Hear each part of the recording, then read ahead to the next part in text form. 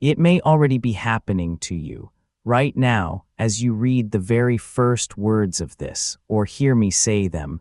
There is a fair chance your jaw has just begun to pull itself wide open. A slow, deep breath is drawing in on its own. Your eyes may be watering a little at the corners, your ears doing that strange muffled thing, and your whole face stretching into that long, helpless shape that nobody has ever once made on purpose and looked graceful doing. And if it has not caught you yet, wait, because I am going to keep saying the word, and I am going to keep showing you the thing, and before we are done, it will get you. It always does. You just yawned, or you are fighting one back this very moment, jaw tight, breathing careful, telling yourself you will not, and feeling it push up under your chin anyway. And here is the first strange thing before we even begin. You did not decide to do that. Nobody asked you if you wanted to. You did not read the word yawn and then choose, after weighing it, to open your mouth. Something older and faster than your choosing reached up and did it for you, the moment the idea of it so much as brushed past your mind. A picture of it, a sound of it, the plain written word, that was enough. That was all it took to reach into your body and pull the lever. And it is not only you, and it is not only now. That same wide, helpless stretch pulls at every human on Earth. It pulled at a person on the far side of the world this morning, the instant they saw someone else do it across a crowded room. It pulls at a baby, still curled and unborn, months before it has ever breathed real air. It pulls at the oldest person alive and the youngest in every land, in every time, the same slow gape, the same long breath, the same watering eyes. You did not learn it. Nobody sat you down and taught you the trick of it, and you cannot truly hold it back, not for long. You can clamp your jaw and breathe through your nose and squeeze it down to a tight little shudder, but you cannot stop the wanting of it, and if you fight one off, another comes. It arrives when it arrives, and it takes what it takes, and your careful, clever, deciding mind is not invited to the matter at all.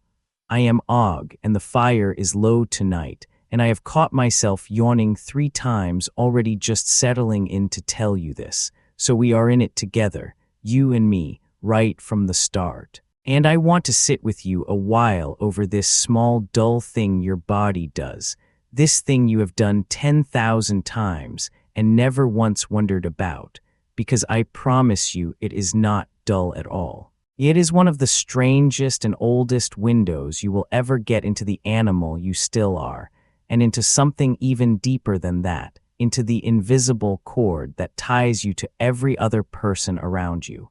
Because a yawn is not one mystery. It is 2, stacked one on top of the other, and most people never notice there are 2. The first mystery is simple to say and hard to answer. Why do we yawn at all? What is that great gaping stretch even for? And the second mystery is the stranger one, the one that should stop you cold once you truly see it. Why is it that you catch a yawn from someone else? Why should the mere sight of another person doing it, or the sound, or the thought, reach across the empty air and pull the very same stretch out of your own body, against your will? 2 mysteries. Let me take them one at a time, because the answers, when they come, are going to join up into something I did not see coming the first time I understood it. So, the first mystery. Why does a body yawn in the first place? Now you already have an answer ready, because everyone does. You think a yawn means you are tired. You think it means you are bored or sleepy, or that the air has gone stale and you need more of it. And there is a little truth tangled up in there, but the plain old answers turn out to be mostly wrong, or at least they miss the real work going on. A yawn is not simply your body begging for sleep. If anything, it is closer to the opposite. A yawn is a reset. It is your body reaching for a way to wake itself up a little, to sharpen a mind that has started to go dull, to pull you back up to alertness just when you were beginning to slide down. And the best guess the careful people have for how it does that, the strongest idea they hold right now, is a beautiful one, and it is all about heat. Your brain is a hot thing. It burns a great deal of the fuel your whole body takes in, and it runs warm, and like anything that runs warm and works hard, it works best when it is kept from overheating. Let it run even a little too hot and it goes sluggish, foggy, slow. And a yawn, they think, is one of the oldest tricks a body has for cooling that hot brain back down. Watch what a yawn actually is in your own body the next time one takes you. You crack your jaw open as wide as it will go, wider than for anything else you ever do, and that huge stretch of the jaw pulls hard on the muscles and the blood around your skull, working like a pump, pushing warm blood up and out and away from the brain and drawing cooler blood in to take its place. And at the very same moment, you drag in one enormous slow breath, a great pull of outside air, and if that air is even a little cooler than you are, and it almost always is, it flows across the wet passages at the back of your nose and your throat and cools the blood running just behind them, blood that is on its way straight up to the brain. A stretch that pumps the hot blood out. A deep pull of cool air that chills the blood coming in, both at once in one long gape. Your body in that moment is cooling its own overheating engine, the way you might crack a window in a stuffy hot room to clear your head. That is why a yawn wakes you up instead of putting you down. That is why you yawn hardest not in the deep of your sleep, but at the edges of it, waking and drowsing, and why a bored, underworked, slightly overheated mind reaches for one. It is not surrender to tiredness. It is a small fight against it, a cool breath and a hard stretch to buy back a few minutes of a sharper, clearer head. And this trick is old almost past believing. This is no clever human habit we dreamed up. Nearly every backboned animal you can think of does it. Fish do it. Snakes and lizards do it, gaping in the sun. Birds do it. Every furred beast does it. The lion at its rest, the wolf in its den, the horse in its field. The unborn young of many creatures do it in the warm dark long before they are born, our own included. When a thing is that widespread and that ancient, sitting in creatures that branched away from each other a staggering long time ago, it means the root of it goes very, very deep, down past all of them to some shared ancestor in the far dark of the past. The plain yawn, the solitary one, the stretch and cool, is one of the oldest pieces of machinery you carry, and you share it with half the living world. So hold that, the first mystery answered as best we can. We yawn to cool and sharpen the brain, and it is an ancient thing, older than our kind by a very long way. Good, solid enough ground to stand on. But it is the second mystery where the floor drops away beneath you, because none of what I just told you, not one word of it, explains the strangest thing a yawn does. The cooling, the stretch, the reset, all of that a creature could do perfectly well entirely alone, on its own, with no other soul in sight. A lizard on a rock has no need to catch a yawn from another lizard. It just yawns when its own body calls for it. But you do something else entirely, you catch them. You see another person open their mouth in that long, slow stretch, and before you have thought a single thing about it, the same pull rises in your own jaw. You hear the sound of one, that particular sighing groan, and up it comes in you.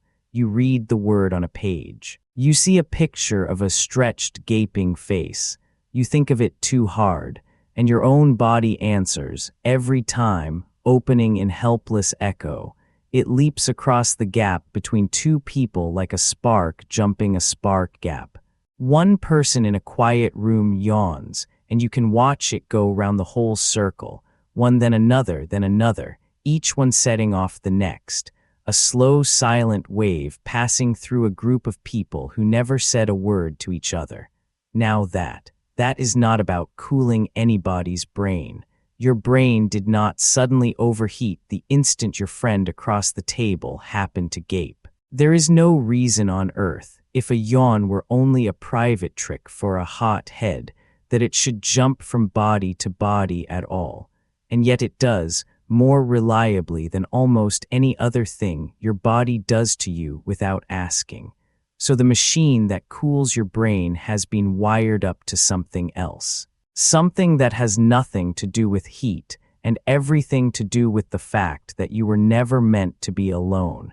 Here is the shape of the best answer we have, and it is a lovely one. Catching a yawn is a thread of the same deep stuff that lets you feel what another creature feels. It rides on the wiring of fellow feeling, of reading and echoing the bodies around you, of being in some quiet automatic way tuned to your own kind. Think about what your ancestors were, not lone animals, scattered and solitary. We were a band, a small tight group that lived and moved and slept and survived together, and could not have survived any other way. A single human alone in that ancient world was a dead human, soon enough. Everything depended on the group holding as one, moving as one, feeling as one, staying alert as one, and resting as one.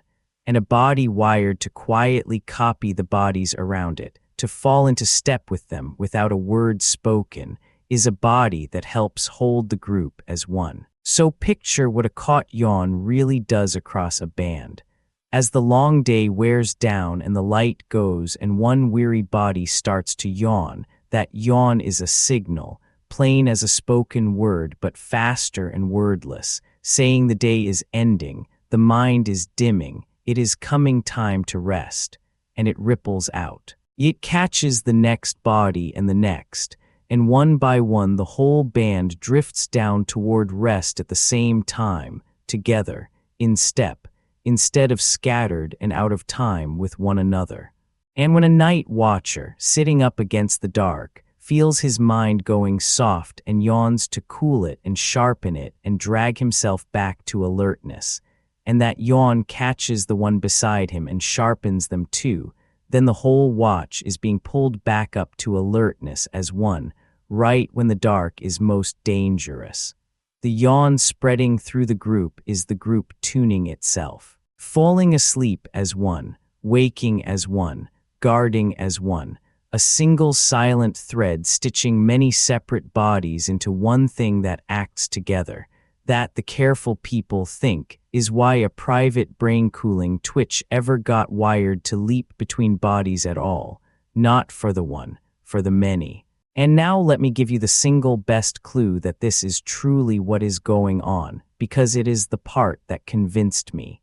If catching a yawn really rides on fellow feeling, on how tuned you are to another creature, then it should not spread evenly to everyone. It should spread hardest between the ones who feel each other most.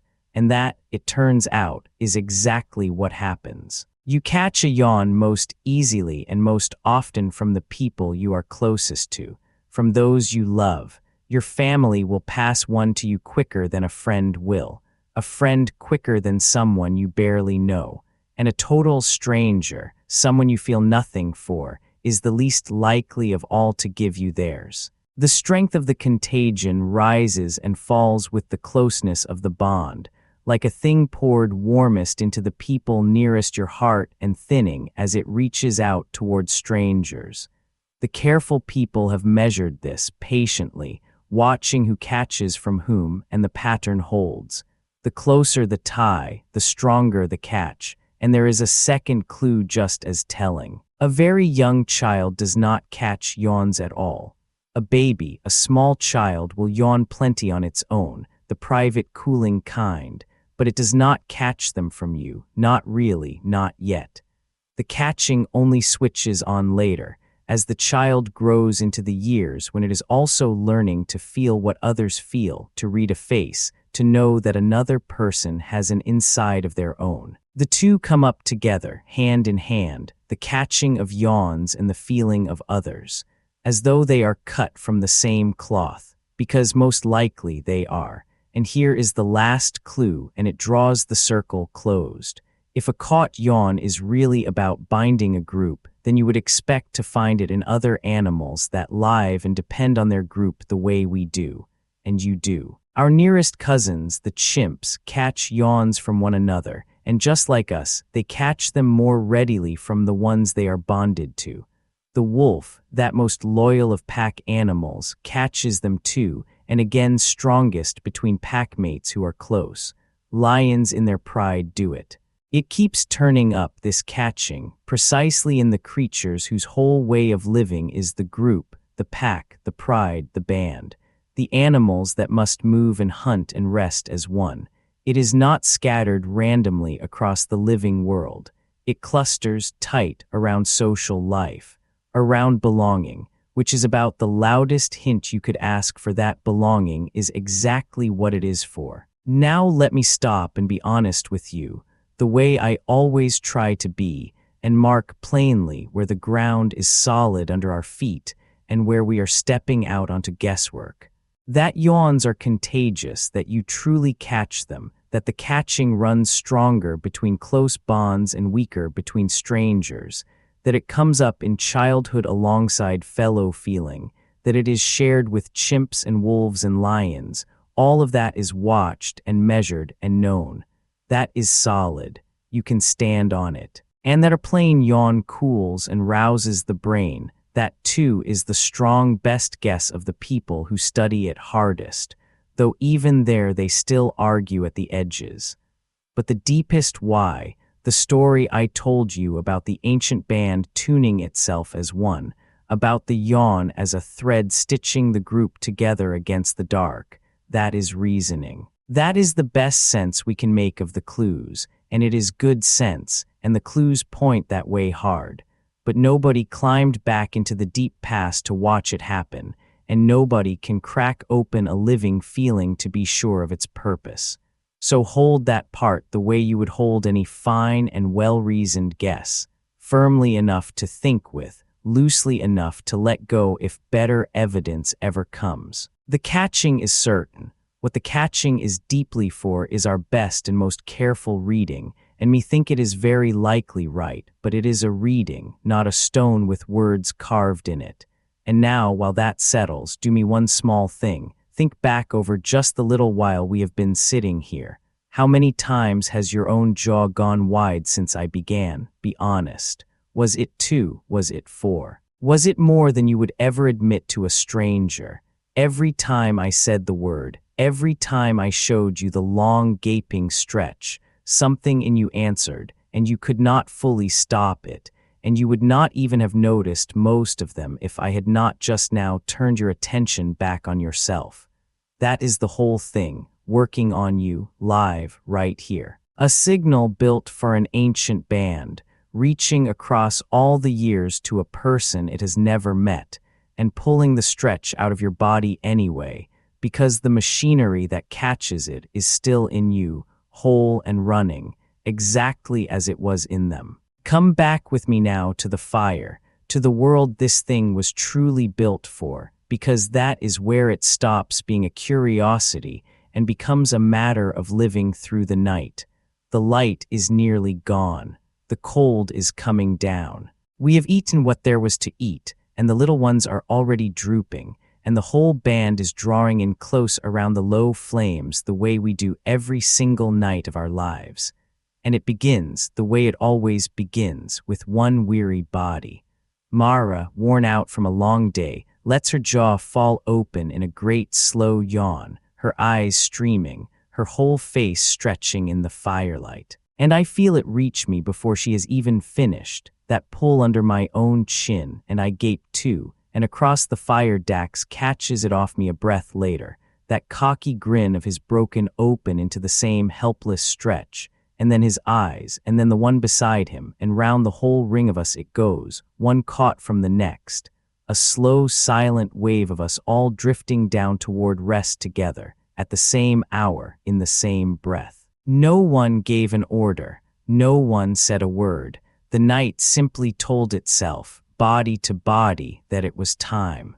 And later, deep in the black of it, when Dax sits the watch against the dark and his mind starts to soften and slip, he yawns to drag himself back sharp, to cool his tired head and pull himself up to alertness. and the one keeping watch beside him catches it and is pulled up sharp as well. The two of them tuned back to wakefulness as one, in the very hour the dark is most hungry. That is the thing doing its true work, binding us, timing us, keeping the band moving and resting and guarding as one creature made of many, on a night that a lone body, out of step and out of time, might not have lived to see the end of. So let me bring it home now, because this is the part I truly want you to carry with you. The next time you catch a yawn from across a room, from a friend, from a stranger on a screen, from a single written word, and you feel that old helpless stretch pull your jaw wide with no say from you at all, I want you to stop for one breath and know what just happened. That was not nothing. That was not boredom, and it was not just tiredness. That was a piece of machinery too ancient beyond counting, one part of it built to cool a hot, hard-working brain, and the other part built to stitch you, silently and without your leave, to the other warm bodies around you. That was your body being tuned to your band, the way it has been tuned for 2 million years and more. A loyalty reflex, a belonging reflex, still running in you in a warm, bright room, long after the fire and the dark and the night watch are gone. You are a herd animal.